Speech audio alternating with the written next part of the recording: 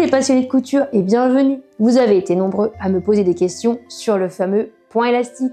Et je me suis dit, pourquoi pas faire un petit focus dessus. C'est une technique incontournable pour coudre des tissus extensibles, que ce soit dans des vêtements de sport, des tenues décontractées ou tout simplement pour un confort optimal. Reste bien jusqu'à la fin parce que je vais te donner une petite astuce bonus pour utiliser ce point élastique même si ta machine ne propose pas ce réglage. Besoin d'un petit coup de main pour ton projet? Ne t'inquiète pas, tu es au bon endroit. Si c'est ta première fois ici, prends un petit instant pour t'abonner à ma chaîne YouTube en cliquant sur le petit bouton rouge juste en bas.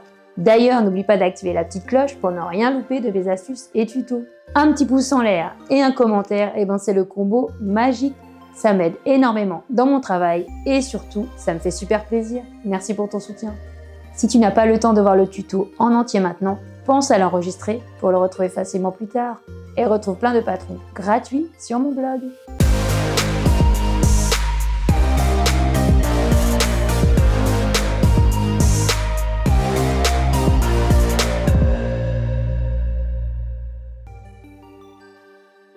Ce point est super pratique pour travailler les tissus et élastiques. Je vais te montrer sur 3 machines à coudre différentes comment activer ce point, le repérer facilement, même sur la notice, et régler sa tension pour des coutures parfaites sans casse. Et même si ta machine est ancienne et ne propose pas ce point, ne t'inquiète pas. J'ai une astuce géniale avec un type de fil qui t'évitera de changer ta machine.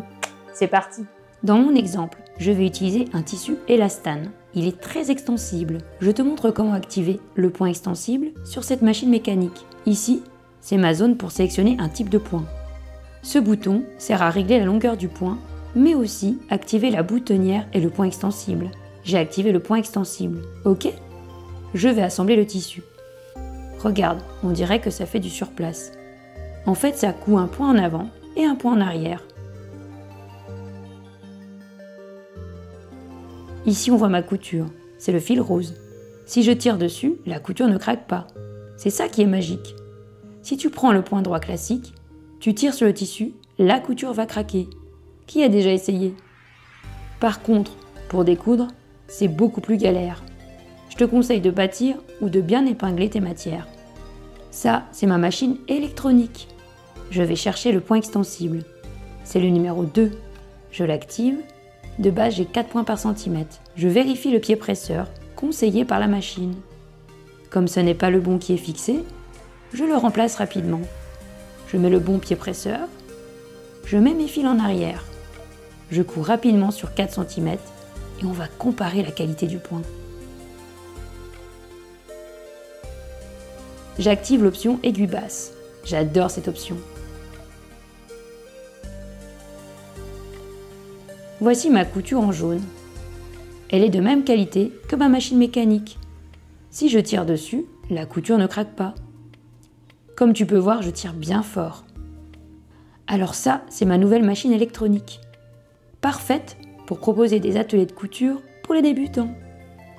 J'avoue, en regardant sur la notice, il n'y a pas beaucoup d'informations.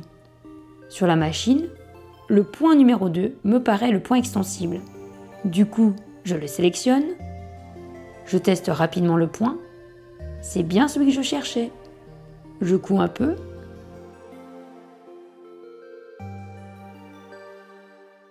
On regarde de plus près, ma couture est en bleu. Si je tire la couture, elle ne craque pas. On ne voit pas les points sur l'endroit. La couture est belle. Alors, le fameux fil que je voulais te montrer, c'est le fil mousse. Le fil se dédouble, on a l'impression qu'il se décompose en plein de petits fils. Si tu tires, on voit qu'il s'étend un peu. Il ne craque pas. Voici une vieille machine mécanique sans l'option point extensible. Je fais rapidement ma canette avec le cône qui est destiné à ma surjeteuse. Je mets la main pour faire office de guide-fil, mais t'inquiète, on va utiliser une autre astuce. Je te montre juste après avoir fini de remplir ma canette. Tiens, regarde, je pose une bouteille. Le fil passe par le goulot et ensuite j'enfile la machine dans tous les guide-fils. Ici, c'est hyper rapide pour enfiler. Après, je mets ma canette dans son compartiment. Je tire toujours les fils en arrière. D'ailleurs, je vais vérifier que les fils y coulissent bien. Je coupe le surplus. Je remets tout bien en place. Je prends le tissu. Le point est réglé sur 4 points par centimètre. Je fais un petit point d'arrêt. Je zoome pour que tu vois mieux. Puis je couds. Ah, Je vais finir aussi par un point d'arrêt. Regarde, si je tire un peu sans tirer comme une folle, la couture ne craque pas. Tu connaissais toutes ces astuces?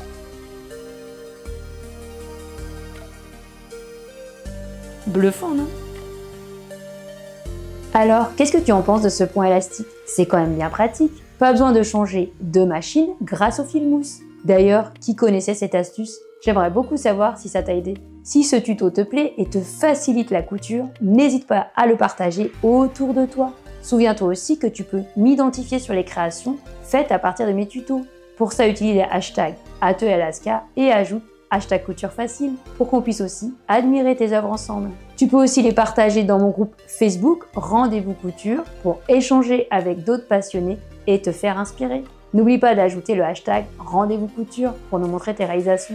Tu verras, c'est un groupe hyper convivial. Alors, est-ce que ce tuto t'a plu? Tu en veux plus? Si oui, voici 4 gestes qui m'aident beaucoup. 1. Le petit pouce en l'air, ça va booster la vidéo. T'abonner pour ne rien louper, c'est totalement gratuit, c'est le petit bouton rouge en bas à droite. 3. Laisser un petit commentaire, même un simple merci. 4.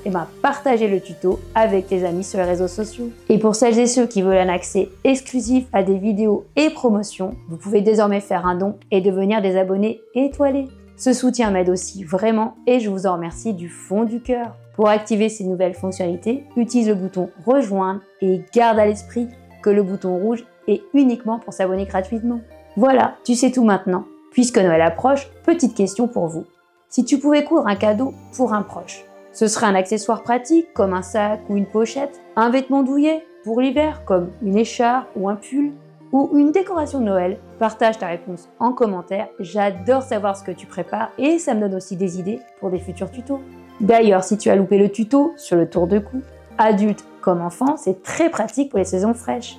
Je te glisse le lien juste en haut et dans la description sous la vidéo. Comme d'habitude, tout est dans la légende pour que tu puisses facilement retrouver tous les liens utiles, dont les fiches de couture offertes. Merci pour tous tes clics, tous tes j'aime et tes ondes positives. On se retrouve très bientôt. En attendant, tu peux me suivre sur Instagram, sur Facebook et jeter un œil sur l'onglet communauté, ainsi qu'aux shorts de ma chaîne YouTube. À bientôt!